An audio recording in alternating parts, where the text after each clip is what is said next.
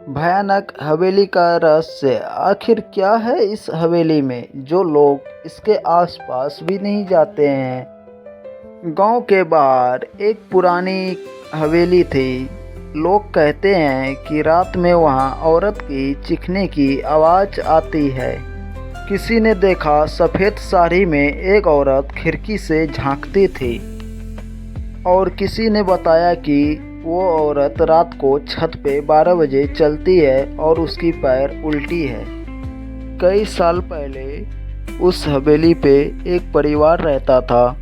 माँ, पिता और उनकी एक बेटी जिसका नाम था राधा। राधा के पिता ने राधा की शादी तय कर दी और वो रिश्ता राधा को मंजूर नहीं था। तो एक दिन की बात है, राधा ने खुद को जला लिया और तभी से ही उस हवेली पे डरावनी घटनाएं होती रहती है। तब से ही जिसने भी उस हवेली पे रातें बिताई है या तो गायब हो जाते हैं या फिर पागल।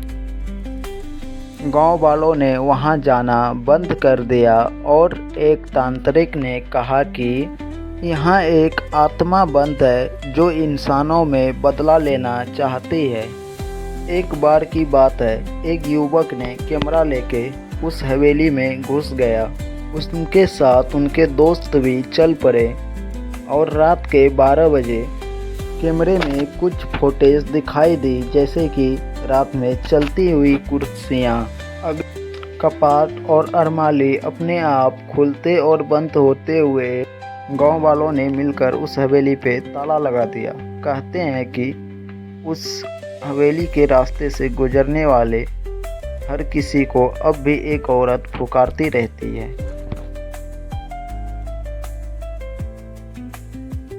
फोटो में सफ़ेद साया दिखाई दिया जो धीरे धीरे दीवार में समा गया।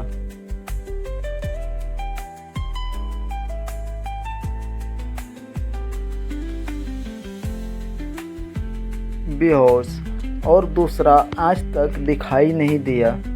उनके मोबाइल में सिर्फ एक फ़ोटो मिली थी। वो औरत की उल्टे पांव खड़ी होकर हंसते हुए दिखाई दे रही थी। आओ, मेरी कहानी अधूरी है। जो कोई भी उनकी आवाज़ सुनती है वो दोबारा कहीं पे नहीं दिखता। अब भी हवेली के पास जब हवा चलती है तो राधा की चीखें सुनाई देती है और गांव वाले पूरे डर जाते हैं। पर राधा की आत्मा नहीं गई। उनकी आंखों में बस एक ही सवाल थे, क्यों हुआ ये उसके साथ? लोगों ने क्यों नहीं बचाया उसे? एक दिन एक लड़की आई, उनका नाम था अन्या। उन्होंने राधा की सच्चाई पूरी दुनिया को दिखाना चाहती थी।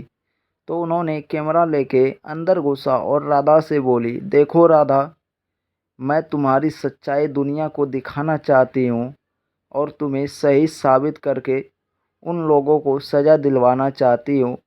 तो आप मेरे कैमरे में सारी कुछ रिकॉर्ड करवा दो।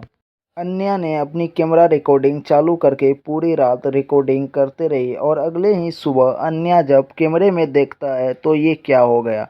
एक सफ़ेद साड़ी में लड़की खून से लथपथ हुई जो बस कह रहे थे, मुझे बस इंसाफ चाहिए, मुझे इंसाफ चाहिए, मुझे बस इंसाफ चाहिए। फिर अन्या ने वो फुटेज सोशल मीडिया में डाला और वायरल हो गया।